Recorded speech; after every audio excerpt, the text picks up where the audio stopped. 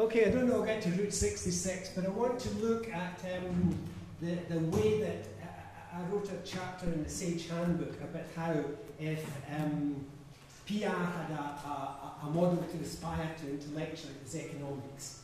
And I had the dream of having the first ever PR Nobel Prize laureate. And what can we learn from economics to do that? So I think first thing, abandon the single track of insularity for hybrid highways and public access. The big breakthrough for economics became the PR-relevant research of behavioural economics. And that happened with its cross-fertilisation by psychology. Once rational economic man lay down on the couch, the irrational acts of humans could begin to be better understood. And it sparked a sensational popularisation of economics, and economics really getting in the public consciousness. It started with Freakonomics, when they began to engage economics with the everyday. And I'll get to what I hope for PR from that. But just to give you an example, this was before the last European Cup. There's Soccernomics. Why England loses, why Spain, Germany and Brazil win, and why the US, Japan, Australia, Turkey and even Iraq are destined to become the kings of the world's most popular sport. It also tells you why Scotland sucks, but that's another story. And they're taking the discipline in and engaging and coming up with answers to different questions. And they're moving into our patch. You know, the new one is Likeonomics, the unexpected truth behind earning trust, influencing behaviour and inspiring action. If we can't do that, and we can't tell the public how we do that, then I think we've got a problem.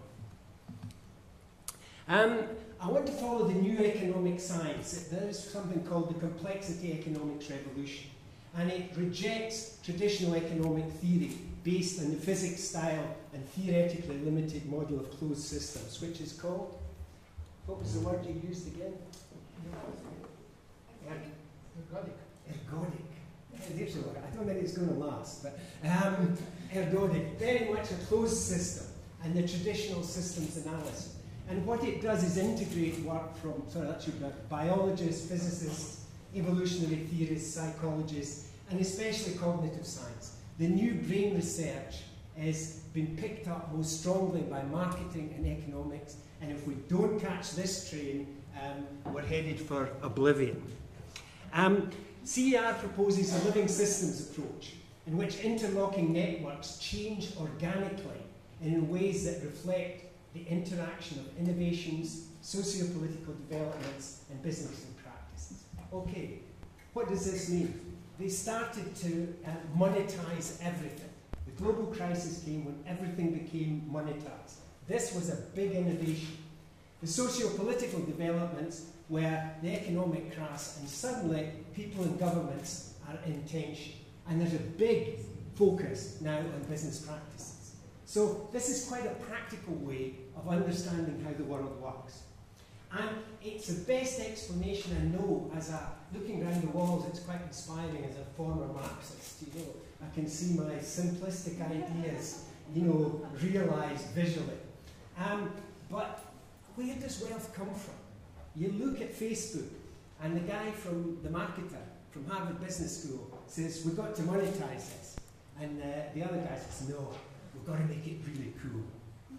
And really cool meant big money. So we're losing some of the traditional holdings with this. And CER offers, I think, the one coherent explanation that wealth emerges if you decrease entropy, the waste, the pouring of money into uselessness thing, by cultivating a fitness landscape that's constructed to align with human needs, human desires, and human interests. And I think this is going to be the big challenge that we face over the next 5 years. Don't rely on looking back. Experimentation beats planning. It's like driving through the rear-view mirror. You're looking at the statistics in the past, you know, to try and see forward. In a time of dramatic change, I totally agree, business as usual can't last. So we've really got to change it. And the crisis which we return to exposes the methodological shortcomings. And I think method and purpose are linked. and the folly of the reliance by banks, insurance companies and others, especially on the traditional staples. Financial models that assume economic rationality, linearity, equilibrium and bell curve distribution, which my colleagues have been saying very, very clearly. And if you look at most of the financial markets, it's certainly not a linear progress. This was the one chosen to go from good to great by Jim Collins, Fannie Mae. You can see it from 1980, look at that curve, a few things very sure. We get to September 2006 and it falls off the cliff. So we really need to watch. You can get periods of relative prediction, but you know the cliff is beckoning for a number of well-known institutions. Shit. I promised it wouldn't take as long as everyone else. So I've given myself 7 minutes, I'll finish in 8. Paul Willis's work on applying the last Nobel Prize with Elinor Ostrom, bringing the commons to PR should be a commons resource. We need to get our money some way, but we also need to get our stuff out there and make people aware of it. And I think if we can change to a discipline that's a complex adaptive system, then we're better attuned to change and more socially available. And I want to get back to the gay science. Before Thomas Carlyle called economics the dismal science, it used to be the gay science. Wouldn't it be nice to have some happy economists? But actually, there's, like public relations, there's an unseen history. When Thomas Carlyle, everyone assumes that he was attacking the inhumanity of economics. And was he here? It was actually pure racism. In a title called The Nigger Question, Carlyle fought to undermine the egalitarian foundations of Smith's classical political economy that Richard's trying to restore.